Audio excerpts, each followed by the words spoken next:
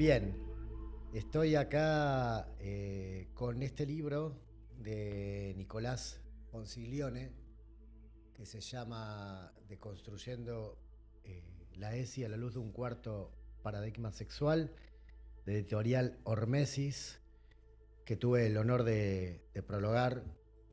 Bueno, acá atrás dice que yo lo prologué. Y mucho se habla de lo que es la perspectiva o ideología de género, pero pocas veces se hace una diferenciación clara. Y en este libro está.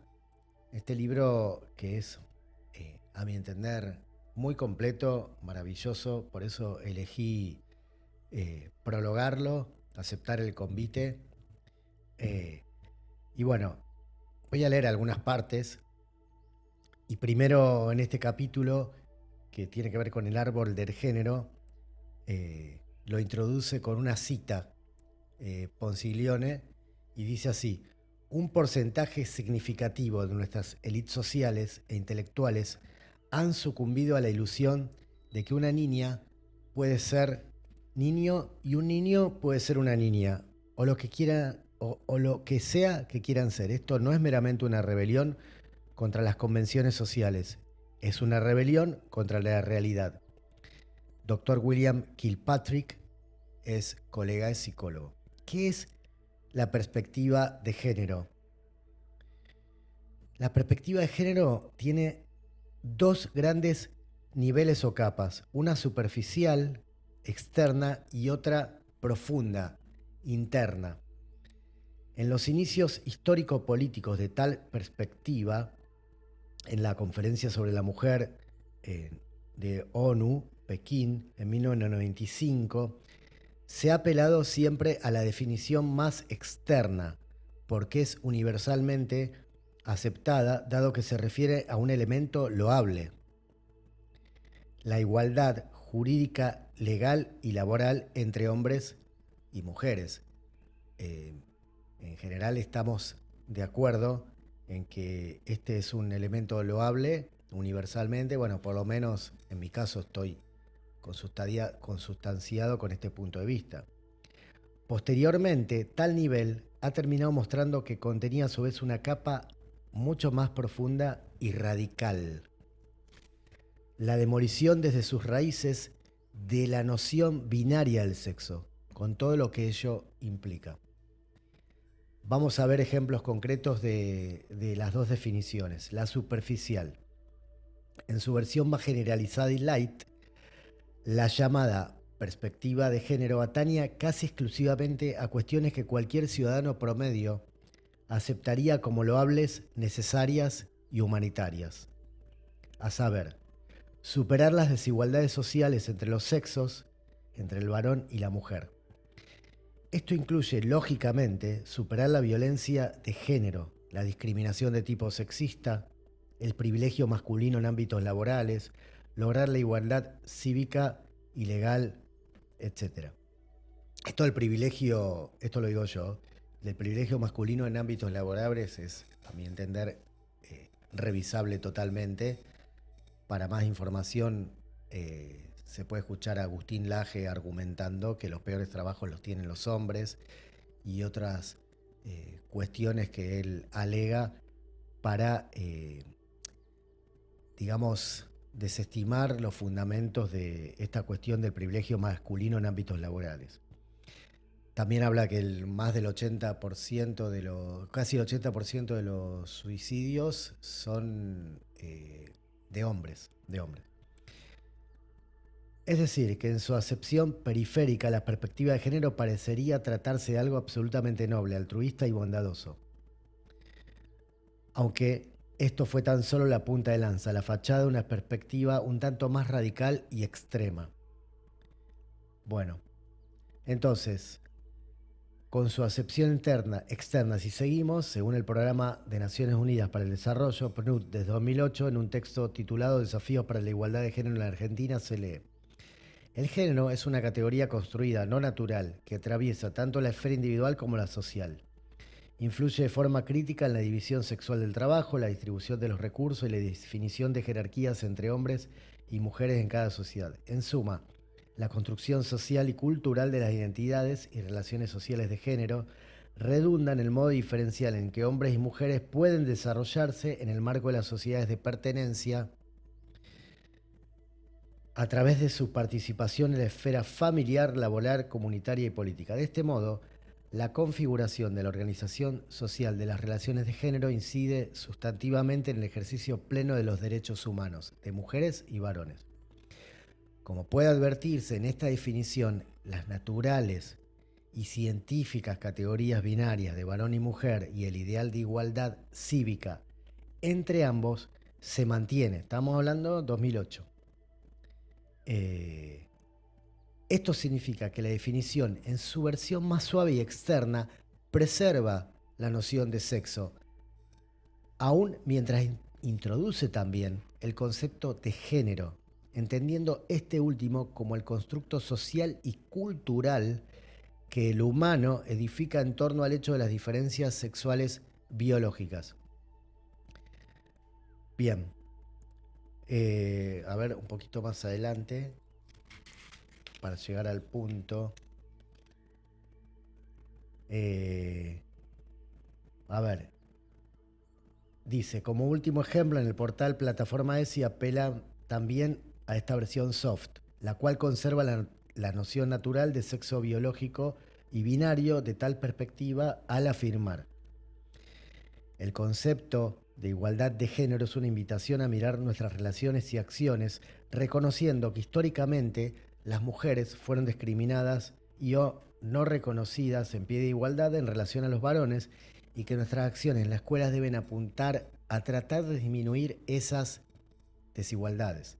El trabajo con la perspectiva de género en la escuela implica revisar, reflexionar y cuestionar muchas de las ideas y concepciones que tenemos sobre cómo nos relacionamos varones y mujeres, sobre lo que esperamos de unos y de otras, sobre las expectativas distintas que tenemos según sea una alumna o un alumno, etc.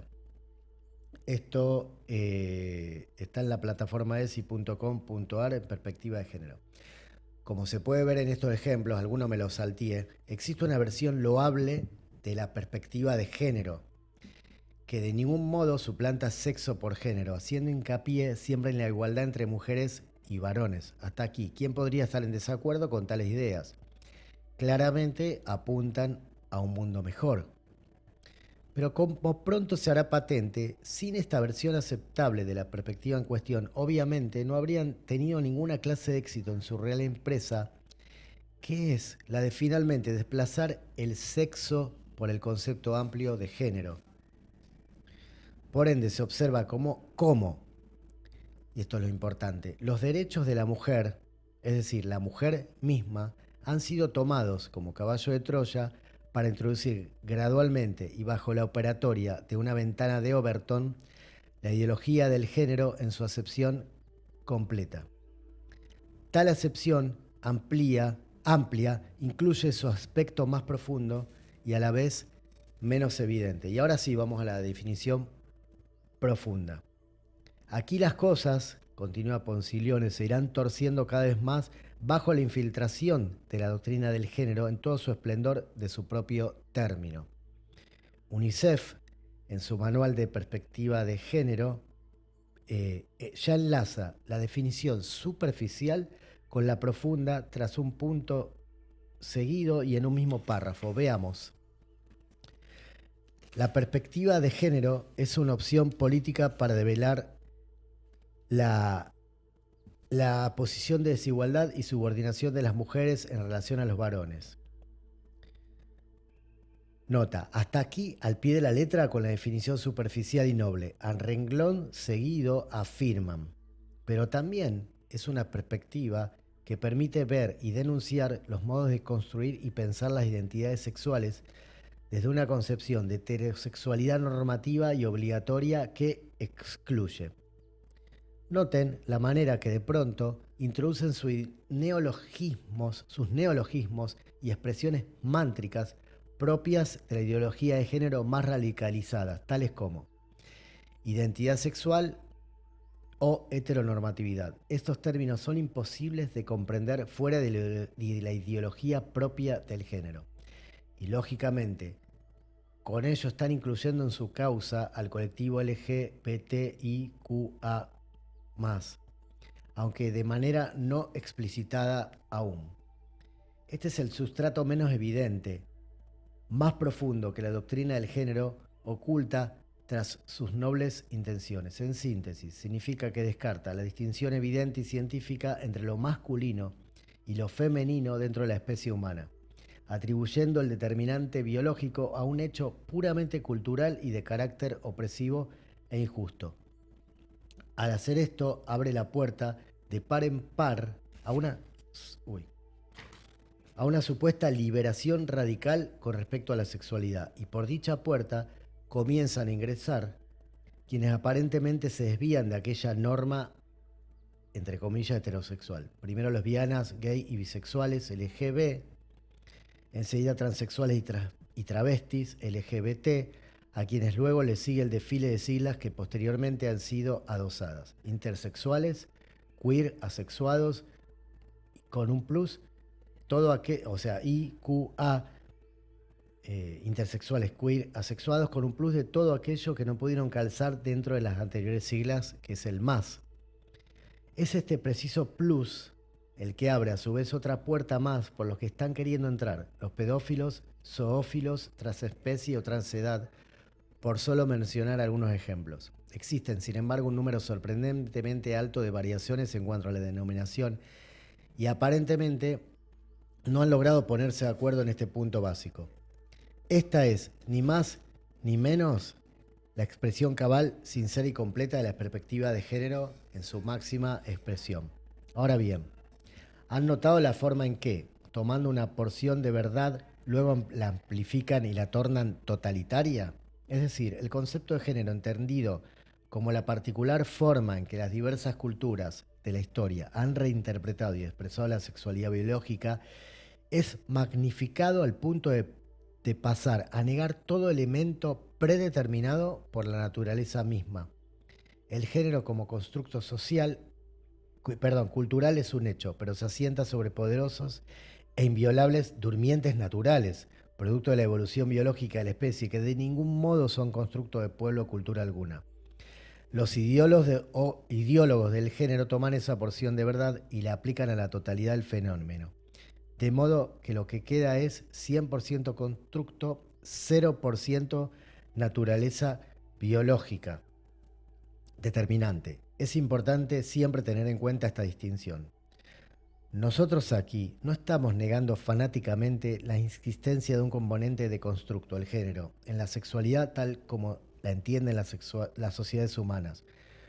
Constructo que muchas veces ha sido ciertamente injusto y opresor. Lo que estamos advirtiendo es sencillamente que tal concepto secundario no puede pretender negar o anular a la naturaleza primaria sobre la cual se asienta, como si el género fuese toda la verdad. La ideología de género es una media verdad, y como toda media verdad es sumamente peligrosa, como quedará más que claro en las próximas secciones del libro. Entonces, acá sigue Ponziglione y habla de la importancia de poder separar las dos acepciones de la perspectiva de género. Quise leerlo textual. ¿Por qué? Porque cuando se habla de perspectiva de género hay que rascar un poco más y preguntar de qué estás hablando, si de la superficial o la profunda, y tener esta distinción para poder estar claros en los debates, en las conversaciones que haya y que estemos hablando del mismo idioma. Al haber hecho esta distinción, dice Ponziglione, entre las dos definiciones, superficial y profunda, de la perspectiva de género, al lector le quedará más claro el motivo por el cual tal ideología ha logrado hacerse un lugar en la sociedad. Básicamente porque primero se implementó en una versión agradable, respaldándose en los derechos de la mujer. Pero de a poco vamos viendo las implicancias totales de la adopción de tal perspectiva, quedando al descubierto su sentido más profundo.